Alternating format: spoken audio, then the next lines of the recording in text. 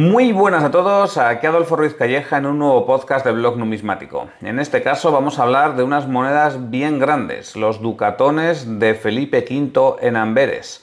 Son monedas grandes, llamativas, estilizadas, se acuñaron entre 1703 y 1706 y pesan más de 32 gramos de plata. Esto lo hacemos porque Numismática Llamas tiene un precioso ducatón de Felipe V en su tienda online, una tienda muy activa. Ya sabéis que Numismática Llamas es un patrocinador del blog numismático que tiene una tienda física asentada en Valencia y una tienda online, pues eso, muy activa. Hay bastantes coleccionistas que echan un vistazo periódico a la tienda de Numismática Llamas, pues porque sube prácticamente todas las semanas, tienen varias novedades y algunas de ellas pues son muy interesantes, ¿no? Sobre todo en numismática española y en también numismática romana. También hay quien le sigue en Instagram, porque muchas veces en Instagram te encuentras la novedad antes que en ningún lado. Así que bueno, no haríais mal si os interesa la numismática española, la numismática antigua, la medieval e incluso las novedades, pues en seguir a Numismática Llamas o en echar un vistazo a su tienda. Bien, vamos a hablar de estos ducatones de Felipe V en Amberes y para esto antes hay que dar un poquito el contexto histórico del lugar. Como todos sabéis, Carlos II de España designó como sucesor a Felipe V. Bueno, pues Felipe V era nieto de Luis XIV de Francia y en principio pues era sobrino nieto de Carlos II, pues ya está. Carlos II no tenía descendencia, así que designó a este rey Borbón. Claro, el problema fue cuando Luis XIV en 1701 indicó que podría ser también rey de Francia, Felipe V. Entonces, claro, aquí ya esto era un problema porque se podían unir las coronas de Francia y de España y hacer un mega imperio, digamos, una potencia enorme que llegase a eclipsar digamos, el resto de potencias europeas.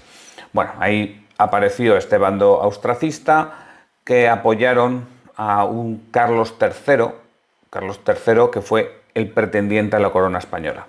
Nada que ver con el futuro rey Carlos III de España. Este Carlos III fue el Carlos VI del Sacro Imperio Romano Germánico.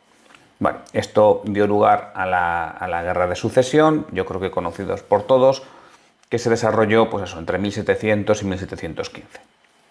Esta guerra tuvo repercusiones pues, en toda Europa y obviamente en todo el Imperio Español.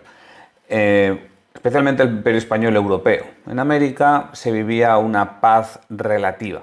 En el Caribe también hubo sus problemas, pero bueno, digamos que había una relativa paz en comparación con Europa. Como digo, afectó a todo el Imperio Español y también afectó a los Países Bajos, que es algo que siempre se nos olvida. Siempre que pensamos en la Guerra de Sucesión, pensamos en la península ibérica, especialmente pues, en la Corona de Aragón, ¿no? Lo duro que fue en Barcelona o en Mallorca. También pensamos en Italia, pero se nos olvidan los Países Bajos. Y bueno, pues se ve que los estados generales de los Países Bajos pues tampoco veían con muy buenos ojos a Felipe V. De hecho, en palabras de Luis XIV, había poco entusiasmo por jurar al duque de Anjou como rey de España. Es decir, que cuando hablamos del duque de Anjou, estamos hablando también de Felipe V. Entonces, el propio Luis XIV, con las tropas francesas, ordenó la ocupación de las principales ciudades de los Países Bajos y esta ocupación se hizo de manera muy rápida, digamos que hoy en día diríamos que sería una invasión quirúrgica en la noche entre el 5 y el 6 de febrero de 1701. Así que bueno, pues fue Francia, el ejército francés, el que controló rápidamente estos Países Bajos españoles para asegurar que estas ciudades jurasen lealtad a Felipe V. Claro, esto era un problema, porque estaba rompiendo el Tratado de Ryswick, creo que se pronuncia así, un tratado de 1697 que ponía fin a la Guerra de los 9 años y que, bueno, pues entre otras cosas decía que Francia no podía intrometerse en los Países Bajos, que no podía el ejército francés entrar en los Países Bajos. Ya veis que habían pasado 4 años y ya Francia había roto este tratado. Pero bueno, el caso es que las principales ciudades de los Países Bajos españoles estaban controladas por el ejército francés y por lo tanto se aseguraban la lealtad a Felipe V. Esto, en cierta forma, era una declaración de guerra y bueno, pues la guerra estalló, fue una guerra razonablemente breve porque bueno, pues los ingleses, al mando del famosísimo duque de Marlborough, el Mambrú, de la canción infantil, una canción bastante interesante, por cierto, si queréis echar un vistazo a su historia. Pero bueno, pues este duque de Marlborough pues venció en la batalla de Ramillés el día 23 de mayo de 1706. Entonces, bueno, pues después de esta batalla, básicamente el bando austracista se hizo con el control de estos Países Bajos españoles, salvo de la ciudad de Namur.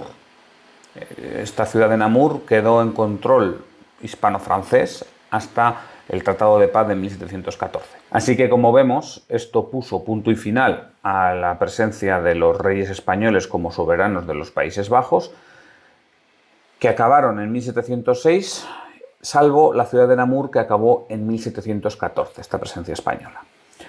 Por lo tanto, Felipe V fue soberano de estas ciudades de los Países Bajos pues durante un tiempo muy breve, solamente desde 1701 hasta 1706.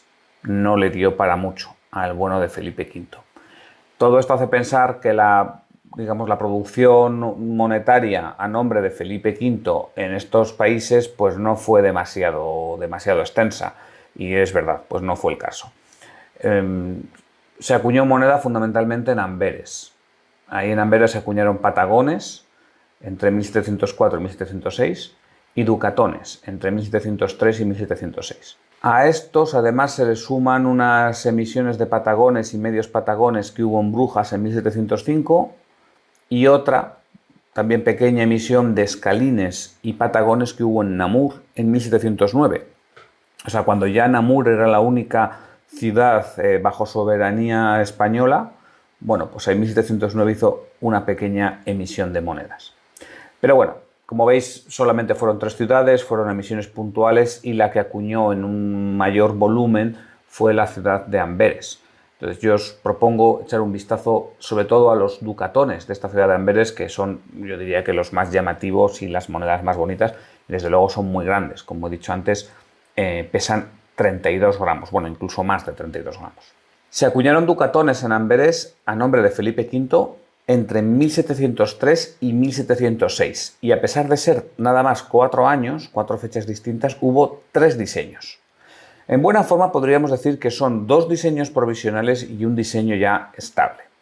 A ver, el primer diseño lo hizo un grabador que se llamaba Roitiers, no sé muy bien, aquí mi francés es horroroso, Roitiers se escribe. Bueno, pues este grabador lo que hizo fue representar a Felipe V pues como nieto de Luis XIV. Entonces estaba utilizando la estética francesa, y ya no solamente la estética, sino también hasta incluso sus rasgos faciales. Algo que a veces nos recuerda, o me recuerda a mí al menos, a las monedas del Egipto tolemaico, ¿no? Casi estaba intentando que la visión del rey Sol, ¿no?, esta magnanimidad que tenía Luis XIV, se viese reflejada en su nieto Felipe V. Además, incluyó las mismas leyendas que se incluían en las monedas de Carlos II, es decir, se citaba a Felipe V como rey de España y de las Indias, como duque de Borgoña y Bragante y como archiduque de Austria. Bueno, este diseño no gustó demasiado porque parecía que era más Luis XIV que Felipe V. O sea, dijeron, bueno, una cosa es que parezca la estética de estas monedas, se parezca a la estética de Luis XIV, pero me toca es que también parezca ya el mismo soberano. Entonces hubo que cambiar el diseño, se le cambió el rostro en un segundo diseño ese año 1703. Por lo tanto, este primer diseño, como digo, con ese rostro que nos recuerda a Luis XIV, solamente se acuñó en el año 1703. Ese mismo año ya aparece el segundo diseño. En este segundo diseño se cambia el busto de Felipe V para hacer un busto más propio, se aparece incluso más joven, ¿no?, el rey, y siguen las mismas leyendas. Como he dicho, son leyendas donde se le cita como rey de España y de las Indias, eso está correcto, obviamente, como duque de Borgoña y Bragante, que también es correcto, pero también se le cita como archiduque de Austria. Pero claro, el archiduque de Austria no era Felipe V, era Carlos III el pretendiente. O sea, Felipe V no tiene nada que ver con Austria. Entonces, claro, ahí hubo quejas. Se quejaron los austriacistas diciendo, oye, mira, que te estás sobrepasando. Entonces, bueno, pues hubo que eliminar ese segundo diseño para quitar de la leyenda esa mención como archiduque de Austria. Por lo tanto, este segundo diseño también desapareció pronto. Solamente hubo emisiones con este segundo diseño en 1703 y 1704. Apareció el tercer diseño, que el tercer diseño es igual que el segundo, pero sin la mención en el reverso como archiduque de Austria. Y ese tercer diseño se da entre 1703 y 1705. Dicho antes, creo que hasta 1706 no, se acabaron de acuñar en 1705.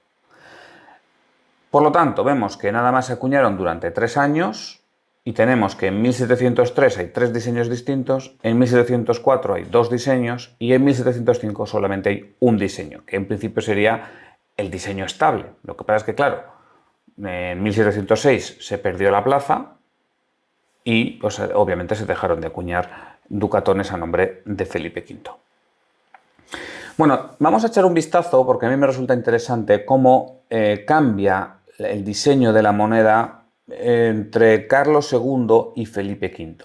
Aquí hay un cambio dinástico y hay un cambio de la representación del poder en la moneda. Y también hay cambios estéticos y además cambios heráldicos. O sea, creo que es bastante curioso. Bueno, lo primero, al ver ambas monedas, tenéis en el artículo que acompaña este podcast un ducatón, ¿no? Pues de Felipe V y otro ducatón de Carlos II. Ambos los tiene a la venta en Numismática Llanas.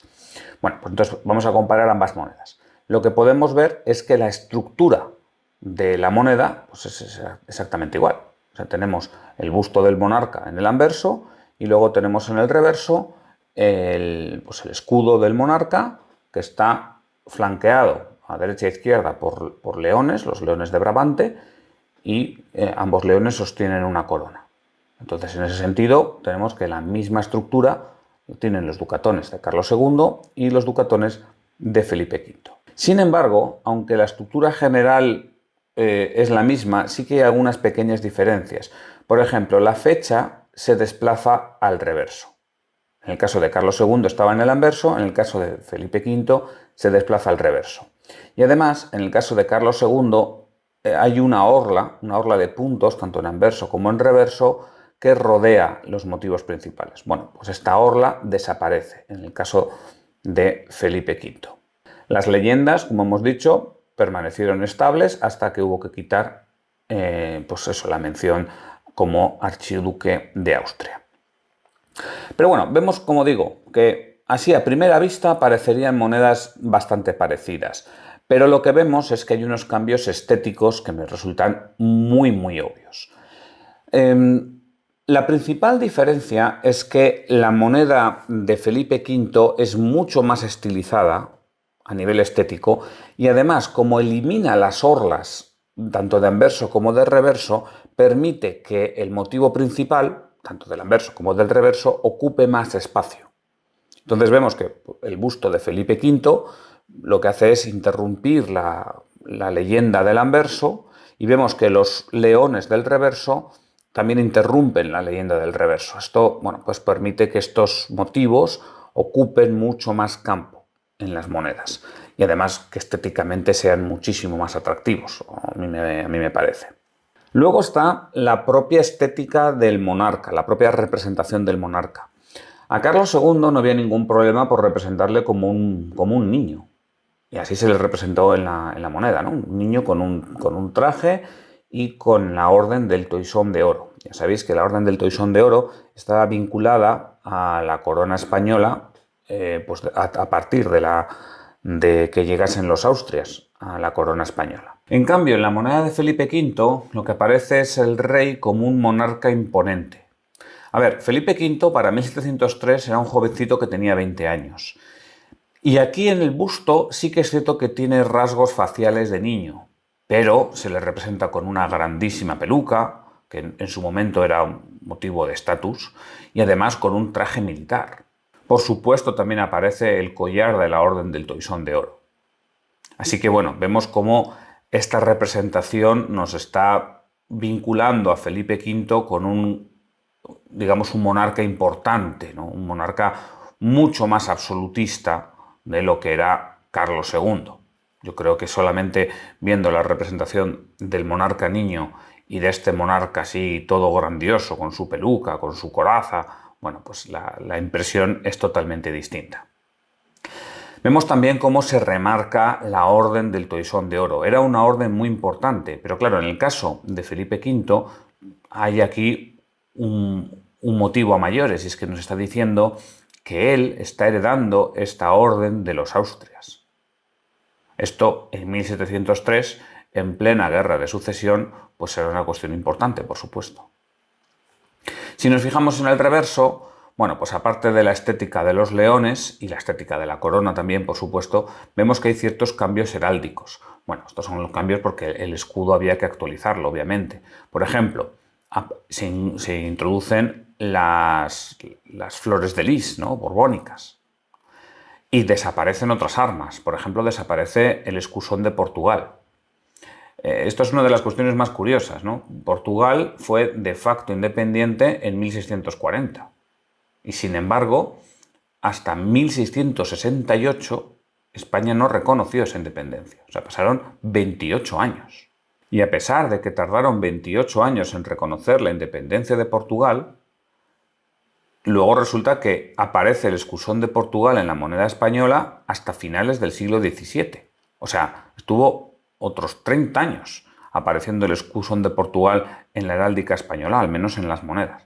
Es decir, que desde que se independizó Portugal hasta que desapareció sus armas en las monedas españolas, pues pasaron 50 y tantos, casi 60 años. O sea, una cosa tremenda. La verdad que España, así en general, es bastante perezosa a la hora de reconocer la independencia de los virreinatos y de los territorios. En el siglo XIX fue algo parecido. En el siglo XIX, cuando se reconocieron la independencia de las repúblicas americanas, bueno, ya habían pasado pues 30 años en muchos casos. Volviendo a esta moneda, vemos que además de estos cambios heráldicos hay otros detalles, ¿no? En el reverso. Y es que vuelve a aparecer ese collar de la Orden del Toisón de Oro rodeando el escudo, ¿no? De nuevo, aquí se está subrayando cómo Felipe V es el heredero de esta orden de caballería tan prestigiosa, esta orden que estaba vinculada a la corona española a través de los Austrias. Pero no solo eso, también aparece la cruz de la Orden del Espíritu Santo, que era una cruz vinculada a la monarquía francesa por los Borbones. De tal forma que lo que nos indica es que aquí ahora Felipe V estaba heredando, por un lado, las órdenes prestigiosas de la corona española, de los Austrias, y por otro lado, las órdenes prestigiosas de los Borbones. Como digo, esto es algo que hoy en día podemos dar por supuesto, que, bueno, pues que llegado el siglo XXI todo el mundo vincula tanto la Orden del Espíritu Santo como la Orden del Toisón de Oro a la monarquía española, pero claro, estamos hablando de 1703, que era el momento en el que se estaba todavía intentando instaurar esta nueva dinastía en el trono español. Bueno, pues esto es un poco lo que os quería comentar de estas monedas. Espero que os hayan gustado. La verdad es que son monedas muy, muy bonitas. Estos ducados acuñados en Amberes en época de Felipe V son preciosos.